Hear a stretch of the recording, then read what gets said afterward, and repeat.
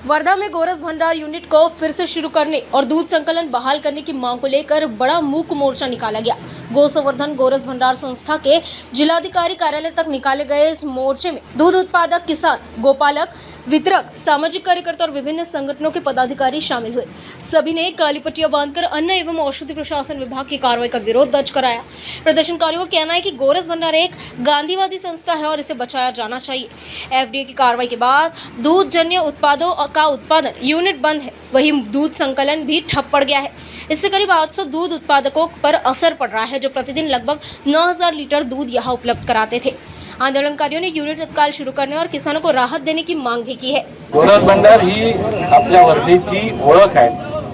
जसं वर्धा हे बापूंचं गाव, बापूंचा जिल्हा म्हणून ओळखलं जातं, त्याचप्रमाणे खाद्यपदार्थामध्ये शुद्धतेची गॅरंटी देणारं म्हणून गोरस भंडार हे नाव घेतलं जातं। इतकी त्याची शुद्धतेची गॅरंटी घेणारं उत्पादन करणारी संस्था, जी सहकारी संस्था आहे आणि गांधींच्या विचाराने चालणारी संस्था आहे, त्या संस्थेच्या माध्यमातून या परिसरातील हा आत्महत्याग्रस्त जिल्हा आहे। एकीकडे शासन म्हणतं की शेतकऱ्यांनी पूरक उत्पादन केलं पाहिजे आणि आमचे शेतकरी जेव्हा दूध उत्पादन करतात त्यांना योग्य भाव देणारी ही एकमेव संस्था आहे। बाकीच्या प्रायव्हेट डेअऱ्या 30 रुपयाच्या खालती दूध भाव देतात आणि अशा वेळेला जी संस्था त्यांना जास्तीत जास्त भाव देते त्याच्यावर धातूर मातूर करून कुठलीही संधी न देता त्यांना सरळ बंदीचा आणि त्यांचं लायसन कॅन्सल करण्याचा करणं म्हणजे ही सूडबुद्धीची कारवाई आहे। आपल्याला माहिती आहे की आता खरीप हंगाम सुरू होतोय, मुलांच्या शाळा, मुलांचे प्रवेश घेण्याची वेळ आहे। या वेळेला शेतकऱ्यांना पैशाची अत्यंत गरज असते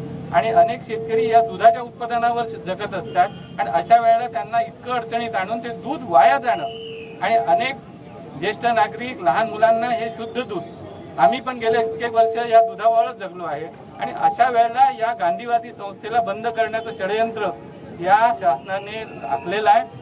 आम्ही मागणी घेऊन चाललोय की तातडीने फक्त दूध उत्पादन, दूध गोळा करू द्या आणि दूध वितरण करू द्या।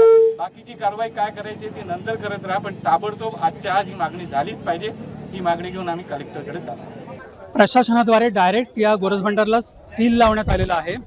मुळात प्रक्रिया ही असायला हवी की ज्या काही त्रुटी गोरस भंडारच्या प्रशासनाकडनं, व्यवस्थापनाकडनं राहिल्या असतील त्या व्यवस्थापनाला सूचना देणे, त्या स्वच्छतेच्या बाबत असेल, दर्जाच्या बाबत असेल, पॅकिंगच्या बाबत असेल किंवा अन्य कोणते असेल, त्याच्या सूचना त्यांना द्यायला पाहिजे। त्यांना पुरेसा कालावधी दिला पाहिजे की 15 दिवसांचा किंवा 8 दिवसांचा तुम्हाला कालावधी देतो, या कालावधीमध्ये तुम्ही या त्रुटी ज्या आढळून आल्या त्यांची पूर्तता करा, त्या दुरुस्त करा आणि व्यवस्थित पुन्हा ही संस्था तुम्ही चालवा। पण तसं न करता डायरेक्ट सील लावणं म्हणजे तुम्ही सूडबुद्धीने कारवाई करता असा अर्थ होतो। चांगल्या प्रशासनाचं काम हे आहे की समोरच्या संस्थेला पुरेसा वेळ देणं, त्यांना सूचना करणं आणि त्यांच्याकडनं समाजहिताचं किंवा लोकव्यवस्थेकरिता आवश्यक असलेल्या गोष्टी घडवून आणणं। हे त्यांनी केलं नाही, म्हणून हा निषेध मोर्चा आहे।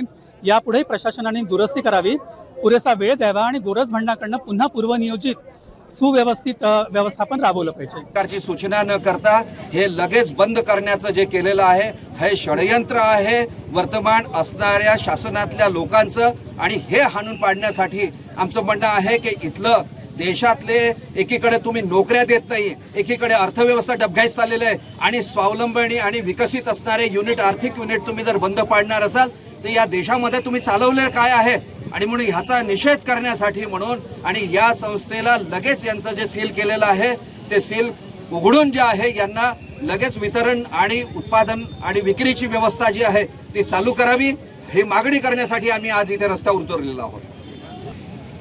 ही सूडबुद्धीने केलेली कारवाई आहे हे दिसून पडते आहे, अन्यथा अशा प्रकारची कारवाई करण्याच्या आधी जे शोकॉज नोटीस द्यावे लागत असतात, त्यासोबतच संधी द्यावी लागते दुरुस्त करण्याची, हे सगळं काहीही इथे झालेलं नाही आहे आणि म्हणून ही कारवाई सूडबुद्धीने केलेली आहे, म्हणून याचा आम्ही या कारवाईचा निषेध करतो।